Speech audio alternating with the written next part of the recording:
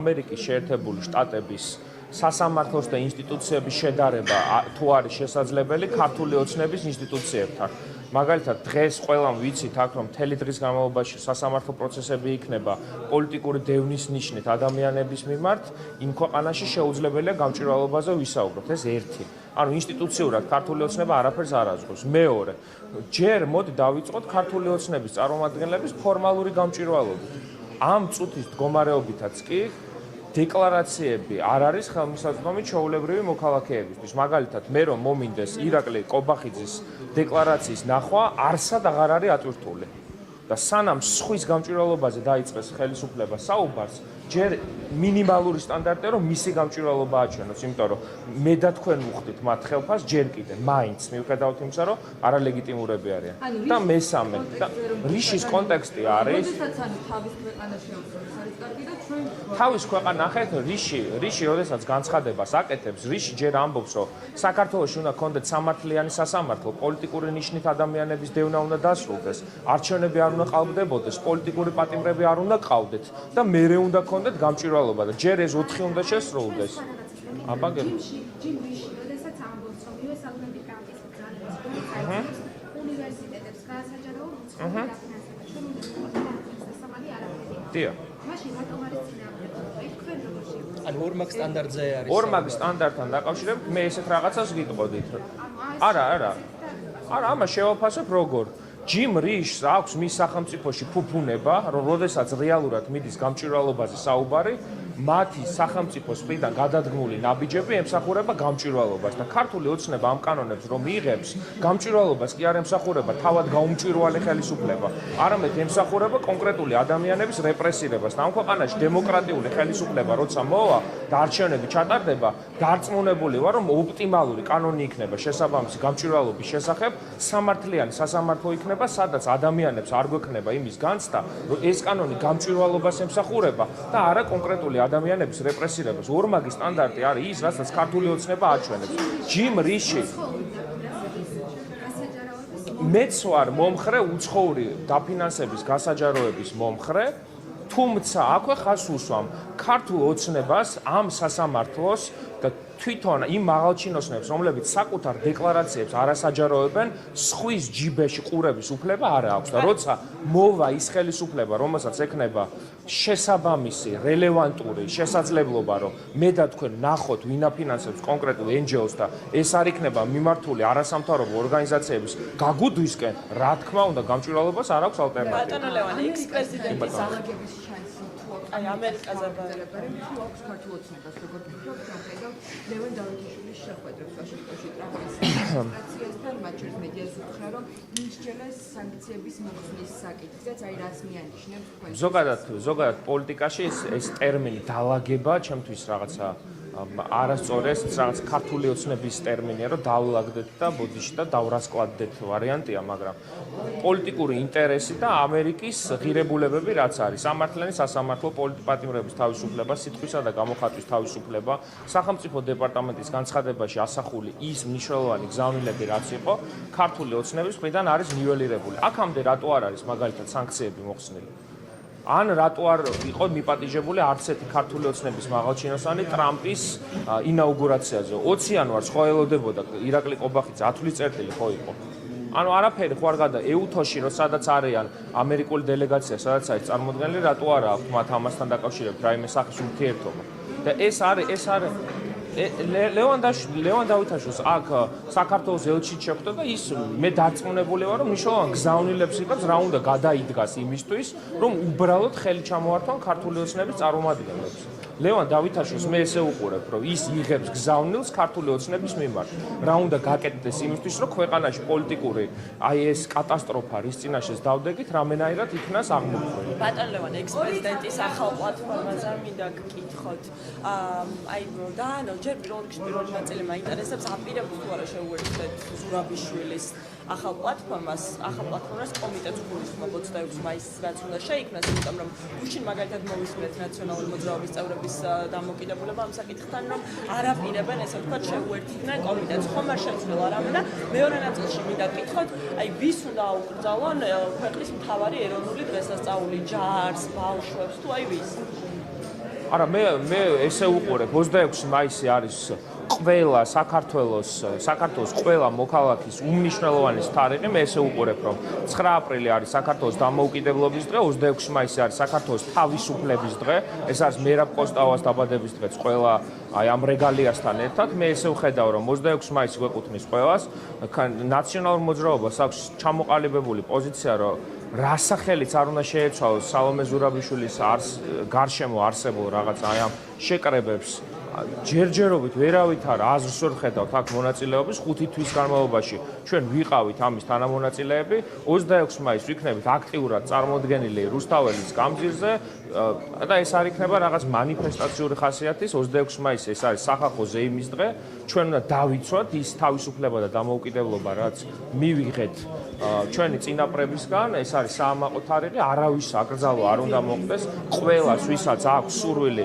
უნდა იყოს ამ დიდი სახალხო ზეიმის მონაწილე უბრალოდ თვითონ ქართული ოცნებისგანაც უცნაური იყო ის გადაწყვეტილება რომ მე როგორც ვიცი საზეიმო ღონისძიებას ატარებენ ორბელიანზე და არა რუსთაველის გამზირზე ეს მათ მიიღეს ეს გადაწყვეტილება რომ რუსთაველის გამზირზე არ უნდათ მაგრამ ვერავის ვერ დაუშლით იქ მოსვლას და სახალხო ზეიმში მონაწილეობას. მე ამას უყურებ, ეს არ უნდა იყოს რაღაც მანიფესტაციური, არავის საწინააღმდეგო დღე არ უნდა იყოს. ეს არის თარიღი, რომელიც გვეკუთვნის ყველას და ვინც არიზიარებს იმ სულისკვეთებას, რომ საქართველოს უნდა იყოს დამოუკიდებელი, თავისუფალი, ევროპული, ერთიანი, ძლიერი, რა თქმა უნდა, იმ ადამიანებს იქ არაფერი არ ისაქმებათ. არც მოვლენ ალბათ 26 მაისი, მათთვის ტრაგიკული დღე არის და 25 თებერვალს ზეიმობენ. დარწმუნებული ვარ ირაკლი ყობახიძის ოჯახში, მაგრამ ნუ არ ვიცი. მადლობა ბატონო ლევან, ახლა შემდეგ კითხვაზე გადავიდეთ. ელისაშვილმა გუშინ განაცხადა პირდაპირ ეთერში, რომ აქვს ინფორმაცია, რომ თვითმმართველობის არჩევნებთან ერთად ოქტომბერში ხელისუფლება აპირებს, რომ დაინიშნოს საპარლამენტო არჩევნებიც. ამის ინფორმაცია გვაქვს ოპოზიციასო, ესე კრებით სახელში მოიხსენია ოპოზიცია. თუ აქვს და თუ გაქვთ ინფორმაცია, ჩვენ ამასთან კარგით, ან თუ არ გვაქვს ამასთან დაკავშირებით ინფორმაციას, მაშინ ელისაშვილის ნაწილზე გითხავ და თუ აქვს ინფორმაცია იმის შესახებ, რომ დაინიშნება ოქტომბერში საპარლამენტო არჩევნები, ამაზე სხვათა შორის მარტო ელისაშვილი არ საუბრობს.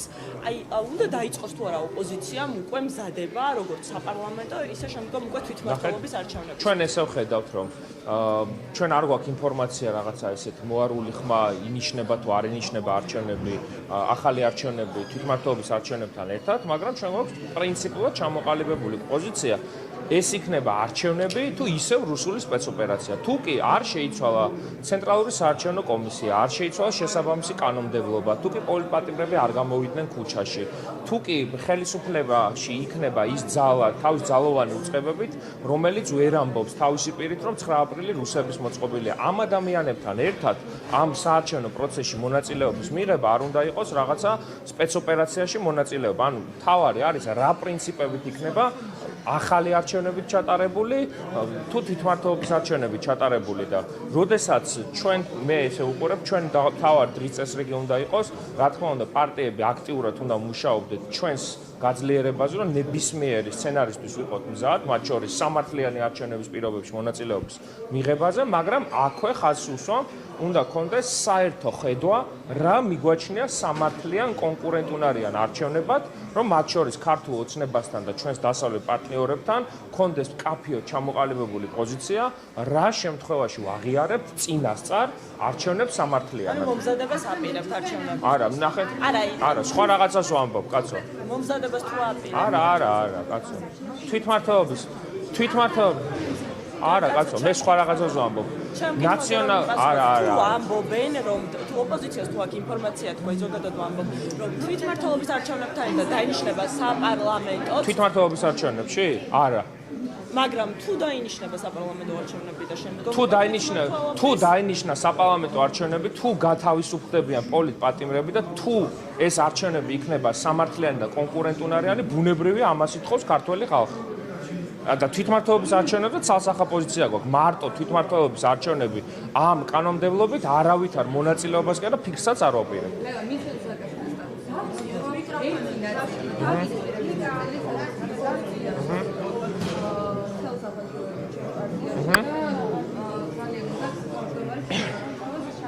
დიახ. კონფლიქტზე და რა დაბიჯდება. დიახ. ვის აფრთხილებს ან ვინ ევროპზე არის საუბარი, ერთი ერთმანეთი და მეორე მიხეილ სააკაშვილის ეს წერილი არ უნდა გაუმიჯნოთ მიშას წინა წერილისგან, სადაც ის ელექტრონული სისტემით ახალი შესაბამისი თამაშის წესების ინტეგრირებაზე საუბრობდა პარტიულ ცხოვრებაში. აქ კონკრეტულ ადამიანებზე არ არის საუბარი, ეს ხელი რაღაც კონკრეტულ ადამიანებს არ ექვემდებარება და არ ეხება, მაგრამ აქ არის საუბარი იმაზე, რომ ჩვენ უნდა ვიყოთ პარტიაშიც მიუხედავად განსხვავებული მოსაზრებებისა, კონფლიქტს არ აქვს ადგილი, მიუხედავად განსხვავებული მოსაზრებებისა, რიგ საკითხებთან დაკავშირებით და ნაციონალური მოძრაობა ამ თვალსაზრისით ძალიან დიდი და ჭრელი პარტიაა, უნდა მოხდეს კონსოლიდაცია და არა დაყოფა, ანუ ჩვენ არ უნდა მიუხედავად იმისა, რომ არსებობს გარკვეული პრობლემები, იმიტომ რომ შეუძლებელია პროდასავლური ძალები ვიყოთ კმაყოფილი იმ სურათით, რაც დღეს საქართველოში დგას, ხო? იმიტომ რომ ისეთი კრიზისია, რომელიც პირველ რიგში სახელმწიფოსაც აზიანებს, თითოეულ ჩვენგანსაც აზიანებს. ამ კრიზისის პირობებში არ უნდა ვეძებოთ რაღაც განტევების ვაცები, ყველანი უნდა დავდგეთ ერთად, მიშა სოლიდარობას და მხარდაჭერას უცხადებს მთლიანად მენეჯმენტს, აქ მოიაზრება თავმჯდომარე, გენერალური მდივანი, რეგიონალური მდივანი, პოლიცსაბჭოს თავმჯდომარე, ყველა. აქედან გამომდინარე პარტიაში ვართ აბსოლუტურად ჩამოყალიბებული იმ პოზიციაში, რომ ეს სტრუქტურა რაც არის ზუსტად ამ ფორმით, კიდევ უფრო აქტიურად უნდა ამუშავდეს ივანიშვილის საწინააღმდეგო. ანუ კორუფციის ნაწილი იყო ამ მეორე. ეს ნაწილი. ნახეთ, აქაც ახსნა არა. ანუ ნაცებში ყოფ-ქოცებზე საუბრობ. ჯერ ამაზე თვითონ თქვა ახალებს აფათურებელი. არა, ნახეთ. რაც შეეხება ჯერ კორუფციაზე უპასუხებ, აქ არის მარტივად ჩამოყალიბებული პოზიცია. მიუხედავად იმისა, რომ დღეს ნაციონალური მოძრაობის საკრებულოს წევრები არიან ბოიკოტში და არ ესწრებიან საკრებულოს სხდომებს, ეს არ ნიშნავს იმას, რომ უფრო აქტიურად არ ვიყოთ ჩართული ყველა იმ კორუფციული სქემის გამოვლენის პროცესში, რომელიც საკრებულოებში ხდება. ანუ ჩვენ ვიცით, რომ ყველაზე მარტივი სქემა, რასაც ქართული ოცნება იყენებს, არის ეგრეთ წოდებული მშენებლობების გზის დაგების სქემები. მიუხედავად იმისა, რომ ჩვენ წარმომადგენლები არიან ბოიკოტში, მიხეილ სააკაშვილი თითოეულ მათგანს მოუწოდებს, რომ ყველა რეგიონში, სადაც ყავს წარმომადგენლები, უფრო აქტიური საუბარი წავიდეს კორუფციაზე, იმიტომ რომ ანტიკორუფციული მიმართულებით მოვიდა ნაციონალური მოძრაობა ხელისუფლებაში და ოპოზიციაში ყოფნის დროსაც მთავარი მისი ერთ-ერთი ფლაგმანური დროშა იყო ანტიკორუფციული მიმართულებით აქტიური მუშაობა. ამას ეხებოდა, იმიტომ რომ მეორე პოსტი უკვე განმარტებითიც იყო და ზუსტად ეს იყო მისი პოზიცია დაფიქსირებული. კარგი, ბოლოს ვიკითხავ მაშინ უცხოელების მიმართ კანონმდებლობა ხომ მეკითხავს დავსვამ.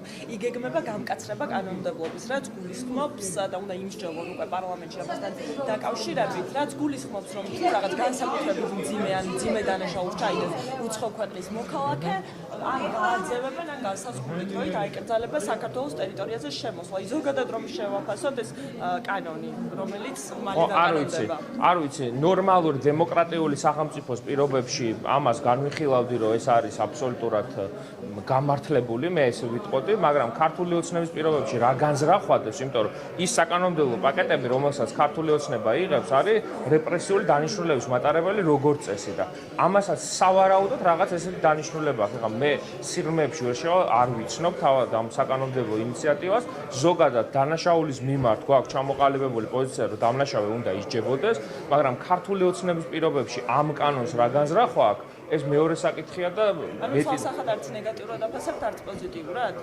ინიციატივას. ანუ მიზანი არის უცხოელებისთვის დამატებით სანქციები. კი, ანუ თუ ჩაიდეს მძიმე ან განსაკუთრებით მძიმე დანაშაულს, ან გააძევებენ ქვეყნიდან მოხდის შემდგომ და აღარ ექნება კონკრეტული დროის მონაკვეთში უკან საქართველოს ტერიტორიაზე შემოსვლის. არ ვიცი, ზოგადად ამ საკანონმდებლო ინიციატივაში მე ვერაფერს წუწ ვერ ხედავ, მაგრამ ქართული ოცნება დარწმუნებული ვარ მოახერხებს და უარყოფითად გამოიღებს. ლეონ, საფრანგეთის ერთი კითხვა მექნება დავასრულებ. საფრანგეთის საელჩო ისე ვარყოფას ხობს კითხვებზე, თუ 1 საათი ადრე გრანტების კანონის მიღებიდან სოლავის დაფინანსებასთან დაკავშირებით, სოლავ მას სცადა ახსნა, თუმცა არ არის იქ დეტალები, თუ ვინ ესწრებოდა კონკურსს, როდის ჩატარდა კონკურსი, რა პირობები იყო. თქვენი აზრით, ამ პირობებს რატომ მალავს საფრანგეთის საელჩო კონკურსის ეტაპებს? არ ვიცი, ეს საფრანგეთის საელჩოსთან უნდა გქონდეთ მაინც ეს შეკითხვა, იმიტომ რომ მე სოვლავთან დაკავშირებით, ზოგადად არასამთავრობო ორგანიზაციებთან დაკავშირებით არ ვაკეთებ კომენტარებს, მაგრამ სოვლავის საქმიანობასთან დაკავშირებით მაინც მეტი ინფორმაცია მაქვს, როგორც მკითხველს, მათი აი ამ ნაშრომების და მიმაჩნია, რომ ისინი ერთ-ერთი ყველაზე დიდი საქმის მაკეთებლები არიან ანტირუსული, ანტისაბჭოთა და საქართველოს ისტორიის რეალობის კვლევის საკითხებში და დანარჩენი საფრანგეთის საელჩომ ეს გადაწყვეტილება რატომ მიიღო, ეს მე მგონი მაინც უნდა ვკითხოთ ქართულ ოცნებას და ირაკლი ყობახიძეს, რომელიც არ ვიცი ეთანხმება თუ არა სოვლავს, რომ 25 თებერვალი იყო საქართველოს დიდი ტრაგედია 1921 წელს, იმიტომ რომ მაგალითად სოვლავი წერს, რომ 9 აპრილი რუსებმა მოაწრეს და მოაწყვეს და ირაკლი ყობახიძე ამას არ ეთანხმება და შეიძლება აქედან იყო გამომდინარე, რომ ირაკლი ყობახიძეს ის საკანონმდებლო ინიციატივა, სადაც ის ფაქტობრივად ერთპიროვნულად განსაზღვრავს გრანტი ვინ მიიღოს და ვინ არა, ალბათ ამით არის გამოწვეული. გრანტების კანონამდე 1 საათით ადრე რომ იყო მიღებული ზუსტად ეს გადაწყვეტილება, თქვენი აზრით არის თუ არა რაიმე საეჭვო ამაში და რატომ მალავს დღემდე მაინც არ ვიცი, მე აქ არ ვიცი, ეს საფრანგეთის საელჩოს უნდა ვკითხოთ, ეს ფრანგი გადასახადის გადამხდელების ფულია სავარაუდოდ ალბათ. და ისინი უკეთ დაგისაბუთებენ ამას. მე მაგალითად მიმაჩნია, რომ დიახ, აი იმ ორგანიზაციას, რომელზეც არის საუბარი, რა დაფინანსებაც აქვს, ამაზე მეტი უნდა ქონდეს ამ ქვეყანაში ანტისაბჭოთა კვლევის საქმიანობისთვის. ევროკავშირის საელჩომ გამოვიდა ვიდეო სამაისთან დაკავშირებით. ვიდეოში არის გიორგი ჩუბოვსკი, რომელიც სხვადასხვა მედიაში დადიოდა პოლიტიკურ კრიზისს და ეკონომიკურ სკოლებს პროგნოზირებდა ქართულოცნებაში, რომ ევროკავშირი ახალისებს იმ ადამიანებს, რომლებიც პირდაპირ არიან ჩართული ქვეყნის საბუთაში და ეს არ არის საკითხი დროში. არ ვიცი, ამას საერთოდ არ შევაფასებ, ქართულ ოცნებას სხვათა შორის აქვს ეს უცნაური მიდგომა, რომ ნებისმიერ მინიმალურ დეტალებზე, როდესაც საუბრობს, რომ აი დასავლეთი არ უნდა ჩაერიოს ჩვენ საქმიანობაში, ასე შემდეგ ეს ანტიდასავლური რიტორიკა, პრორუსული რიტორიკა, რომელსაც ყოველდღიურად ატარებენ, რაღაცა ვიდეოს 10 წამიან მონაკვეთში რომ მიიღებს რომელიმე პროტესტანტი მონაწილეობას, თხოვენ პრეზიდენტ ტრამპს და მაკრონს ამაზე პასუხისგაცემას და სასაცილოა თუ ვინმე მონაწილეობს ამ ქვეყნის დაქცევაში და ეკონომიკურ განადგურებაში არის ქართული ოცნება.